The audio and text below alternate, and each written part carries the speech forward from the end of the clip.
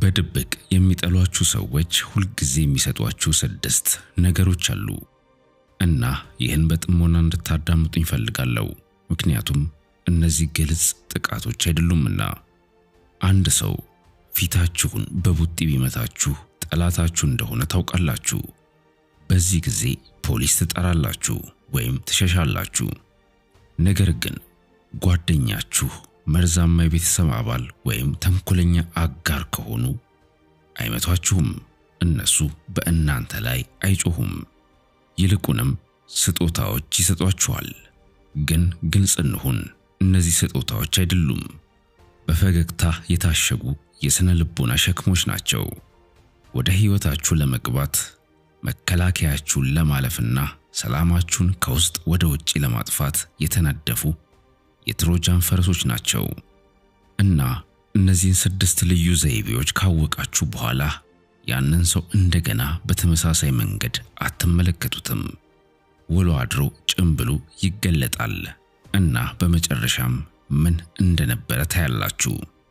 ችግሩ እናንተ እንደሆናችሁ በማሰብ በጭንቅላታችሁ ንግግሮችን በመድገም ሌላ ሌሊትን አታሳልፉም። ከእናንተ ጋር ላለመግባባት ቁርጠኛ ለሆነ ሰው ራሳችሁን ለማስረዳት መሞከራችሁን አትቀጥሉም።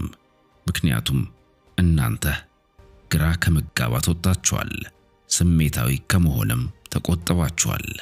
ለመደበቅ እየሞከሩ ያሉትን ጥቃቅን ጥቃቶችን እየገለጣችሁ ነው።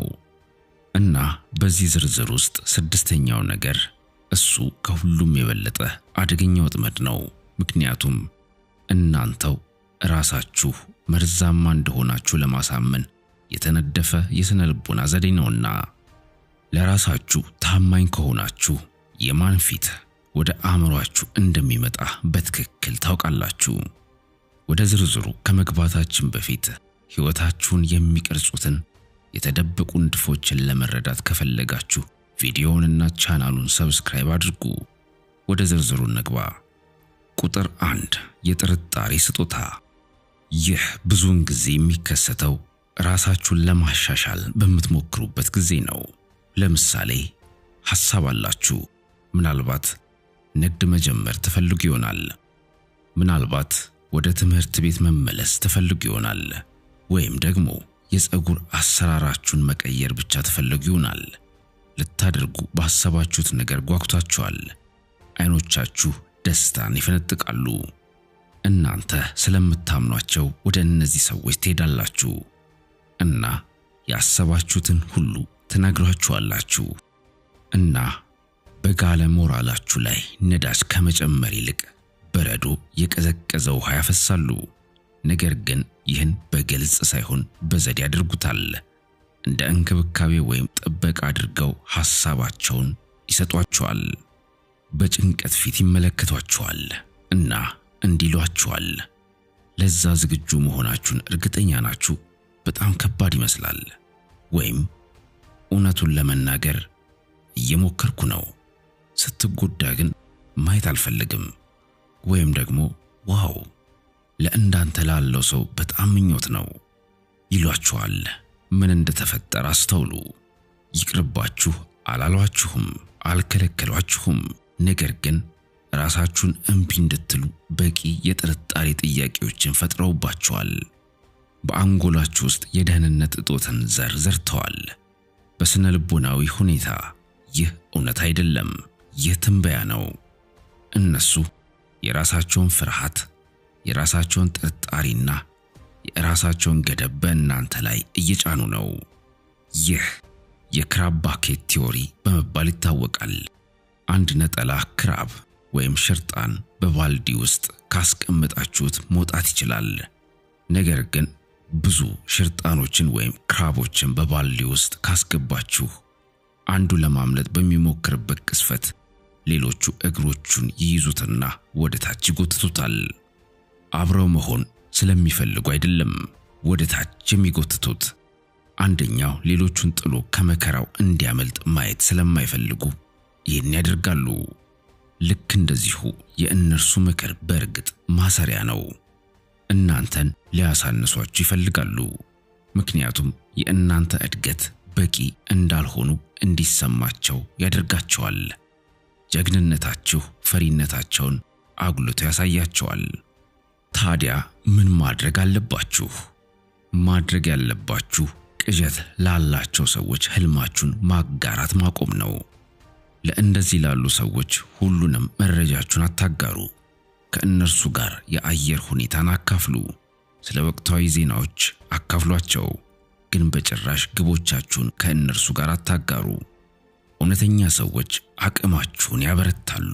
ውሸተኛ ሰዎች ግን ነበልባላችሁን ማጥፊያ ያመጣሉ። ቁጥር 2 የመደናገር ስጦታ ይሰጧችኋል።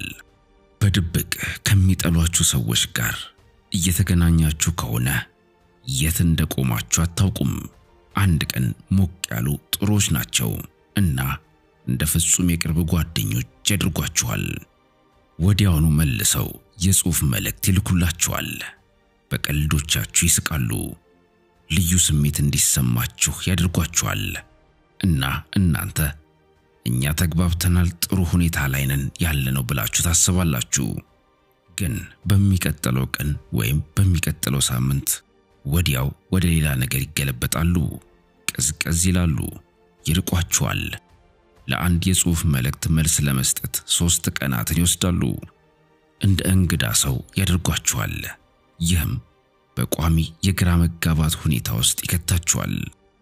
ስለ እነሱም በማሰብ እንድትጠመዱ ያደርጓችኋል። በራሳችሁ ሕይወት ውስጥም መርማሪ ትሆናላችሁ። ስህተት ሰርቻለሁ፣ አበሳጫቸው ይሆን? ምናልባት በጣም ጥሩ ከሆንኩ እንደገና መልካም ሁኔታ ይፈጠር ይሆን ትላላችሁ። በአንጎላችሁ ላይ ምን እየሆነ እንዳለ በትክክል አብራራ። ይህ የስነ ልቦና መሳሪያ ነው። የተበላሸ ስልክ እንዳላችሁ አስቡ። ብዙ ጊዜ ስክሪኑ ጥቁር ነው እና አይበራም። ግን አንድ ጊዜ ያለ ግልጽ ምክንያት ይበራል እና ያገለግላችኋል። ስልኩ ሁል ጊዜ የሞተ ከሆነ ግን ተስፋ ቆርጣችሁ ትጥሉታላችሁ። በእያንዳንዱ ጊዜ በትክክል የሚሰራ ከሆነ ደግሞ በመደበኛነት ትጠቀሙበታላችሁ። ነገር ግን በዘፈቀደ ብቻ ስለሚበራ ካሁን ይሰራል በሚል በስልኩ ትጠመዳላችሁ። ፓወር በተን ደጋግማችሁ መጫናችሁን ትቀጥላላችሁ። እንደገና ሲበራ ለማየት ተስፋ በማድረግ እየሞከራችሁ ወደ ሁሉም ቦታ ይዛችሁ ትሄዳላችሁ። አልፎ አልፎ መስራቱ ተስፋ እንዳትቆርጡ ያደርጋችኋል። የእነሱ ብርቅዬ ደግነት ጊዜያት አልፎ አልፎ ብልጭ ብሎ እንደሚሰራው ስልክ ነው። ተስፋ በማድረግ እየሞከራችሁ እንደገና እንድትመላለሱ ያደርጓችኋል። ወጥመድ የሚሆንባችሁም እርግጠኝነት ማጣታችሁ ነው። ደንቡ አንድ ነው። ጥሩና የሚሰራ ስልክ አስተማማኝ ነው። በሱ ግራ አትጋቡም። አንድ ሰው ያለማቋረጥ ግራ መጋባት እንዲሰማችሁና በሕይወታችሁ ግልጽ ያልሆነ ነገርም ቢያደርግ ይህ የእናንተ መልስ ነው። ለእናንተ የማይጠቅም ነው እና ተውት። ቁጥር 3 በመርዝ የተለወሰ ውዳሴ ይሰጧችኋል። ይህ በውዳሴ ውስጥ ስድብን የመደበቅ ዘዴ ነው። መርዝ በውስጡ እንዳለ ኩኪስ ነው። ውጪው ጥሩ ይመስላል፣ ነገር ግን በውስጡ ያለው ሊጎዳችሁ ይችላል። መጀመሪያ ጥሩዎቹን ቃላት ትሰማላችሁ። በቀላሉ ትርጉሙን መለየት ማወቅ ግን ይከብዳል። ውስጣችሁን የሚከብድ ነገርም ይሰማችኋል። ትንሽ ግራ መጋባት ይሰማችኋል። ለምሳሌ እንዲሏችኋል፣ በጣም እድለኛ ነህ፣ የፈለግከው መብላት ትችላለህ፣ ቢሆንም ክብደት አትጨምርም። ላዩን የሚመስለው ፈጣን ሜታቦሊዝም አለ የሚለው ስጦታው ነው። ይህ መልካሙ ነገር ነው። የተደበቀው መርዝ እድለኛ የሚለው ቃል ለጤናችሁ የማትጨነቁ ወይም ብልህ ምርጫዎችን የማታደርጉ ያስመስለዋል። በዲሲፕሊን ወይም ዘረመል ያላችሁን ያገኛችሁትን ጤና እድል በሚል ይለውጠዋል። ይህም የእናንተን ልምዶች ወይም ጥረት ችላ ማለት ነው። ይህን በመባላችሁ የሚሰማችሁም እንዲህ ነው። ለጤናማ ምርጫዎች ከመደነቅ ይልቅ ዝም ብዬ ተቀምጬ እድለኛ እንደሆንኩ ያስባሉ ማለት ነው።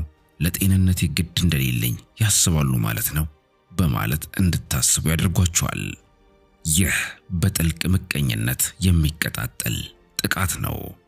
እነሱ እናንተን ዋጋ ሊያሳጧችሁ ይፈልጋሉ።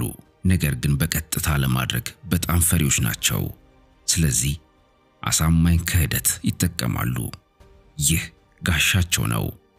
በዚህ ጉዳይ ከተናደዳችሁባቸው ደግሞ ስክሪፕቱን ወዲያውኑ ይገለብጡታል።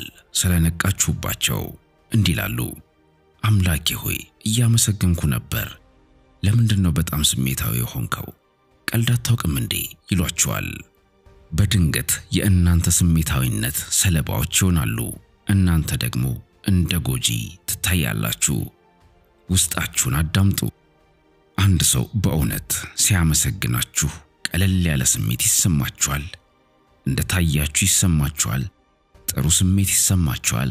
ወይስ እነዚህ ሰዎች ሲያመሰግኗችሁ የመከላከል ስሜት ይሰማችኋል? የቆሸሸ ስሜት ይሰማችኋል? ግራ መጋባት ይሰማችኋል? ያንን ስሜት እመኑ። ጥቃት እየደረሰባችሁ እንደሆነ የሚነግራችሁ አእምሯችሁ ነው። እውነተኛ ሰዎች ውዳሴያቸውን ማሟላት አያስፈልጋቸውም። እውነተኛ ሰዎች በጣም ጥሩ ይመስላል ይላሉ እና በአረፍተ ነገሩ መጨረሻ ላይ 4 ነጥብን ያስቀምጣሉ። ቁጥር 4 የዝምታ ስጦታ ነው። ግን ዝምታ ብቻ አይደለም። ይህ ዝምታ የሚፈጠረው ስታሸንፉ ነው። መልካሙን ዜና በምታካፍሉበት ጊዜ ፊቱን በመመልከት ስለ አንድ ሰው ማወቅ ያለባችሁን ሁሉንም ነገር መማር ትችላላችሁ። ሲሳካላችሁ ማን እንደሚያጨበጭብላችሁ አስተውሉ። እነሱ ወዲያውኑ የምታወሩበትንም ርዕሰ ጉዳይ ሊለውጡ ይችላሉ፣ ወይም ስለ ራሳቸው ርዕሱን ይቀይሩ ይሆናል። ለምሳሌ ቤት ገዛውኝ ካላችኋቸው እነሱ ደግሞ አዎ ባለፈው ዓመት እኔም ቤት ገዝቼ ነበር ይሏችኋል። ወይም እናንተ በጭራሽ እንዳልተናገራችሁት ያህል የእናንተን ዜና ሙሉ በሙሉ ችላ ሊሉ ይችላሉ። የእናንተ ስኬት ወደ እነርሱ ተመልሶ የራሳቸውን ውድቀቶች የሚያንጸባርቅ መስታወት ነው። ደስታችሁ መከራቸውን አጉልቶ ያሳያቸዋል። ስለዚህም ሊመለከቱት አይችሉም። ዕውቅና ለመስጠትም ፍቃደኛ አይደሉም። ምክንያቱም እነሱ ዕውቅና ካልሰጡ ምናልባት እውን ላይሆን ይችላል።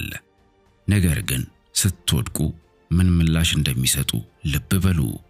ስራችሁን ስታጡ፣ ጥል ውስጥ ስታልፉ በድንገት እነሱ በጣም ደጋፊያችሁ ይሆናሉ። ሁሉንም ዝርዝሮች መስማት ይፈልጋሉ።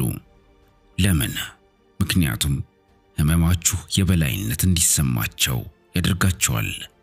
እውነተኛ ጓደኞች ግን ድሎቻችሁን እንደራሳቸው ያከብራሉ። የውሸት ጓደኞች ስለ ስኬታችሁ ያዝናሉ፣ ምክንያቱ ደግሞ ስለበለጣችኋቸው ነው። ቁጥር 5 የመገለል ስጦታ። አጠገባቸው ሆናችሁ እንኳን ባዶነት እንዲሰማችሁ ያደርጋሉ። ከእነርሱ ጋር የቡድን ውይይት ውስጥ ተገኝታችሁ ታውቃላችሁ። እናም ጓደኞቻችሁ እናንተን በማግለል የውስጥ ቀልዶችን ከሌሎች ጋር ማውራት ይጀምራሉ። እናንተ ያልነበራችሁበትን ትውስታዎችን ሆን ብለው ይጠቀማሉ። እነሱ አስቀድመው እቅዶችን ያደራጃሉ እና በአጋጣሚ እናንተ ማካተት ይረሳሉ። ከሌሎች ጓደኞቻችሁ ጋር ስለ እናንተ ከጀርባችሁ በጸጥታ ያወራሉ። ሌሎች እናንተን እንዲጠራጠሩ የሚያደርጉ ጥቃቅንና አሉታዊ ነገሮችን ይናገራሉ። ይህ በእናንተና በጓደኞቻችሁ መካከል ክፍተት ይፈጥራል። ይህ ማህበራዊ ማግለል ይባላል። አንድን ሰው ለመጉዳት በጣም ጥንታዊና ጨካኝ ከሆኑ መንገዶች አንዱ ነው።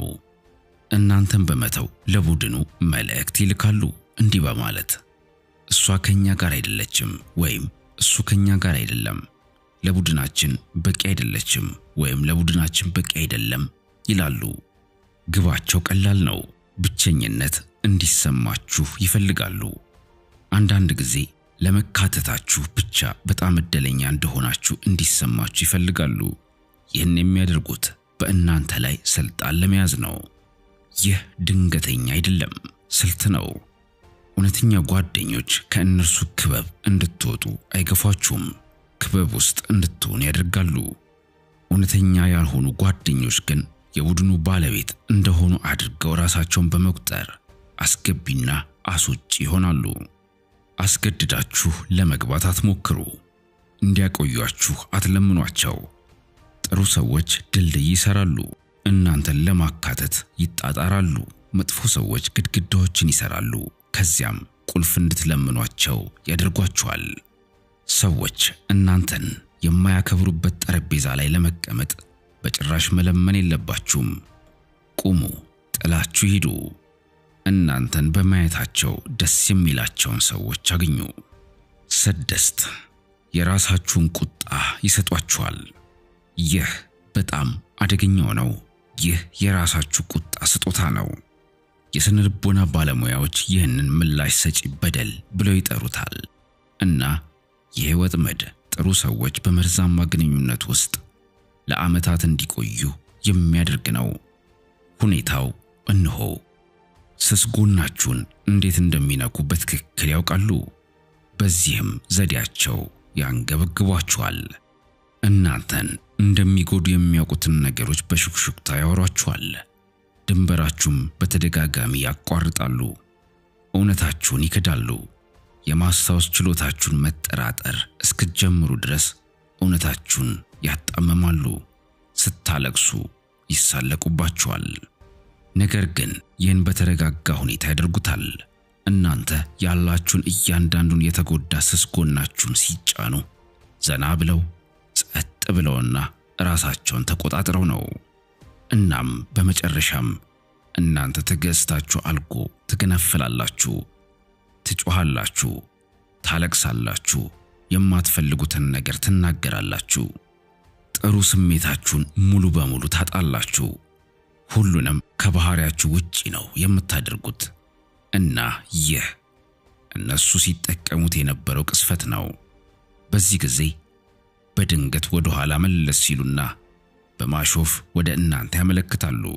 እንዲህ ይላሉ፣ እንዴት እብድ እንደሆነ ተመልከቱ እያሉ ለሰዎች ያሳጧችኋል። ለዛሬ ይዤ የቀረብኩላችሁ ጠቃሚ መልእክት ይህን ይመስል ነበር። በቀጣይ ጠቃሚ መልእክት እስክንገናኝ ድረስ በያላችሁበት ሰላማችሁ ይብዛ። በቸር ሰንብቱልኝ።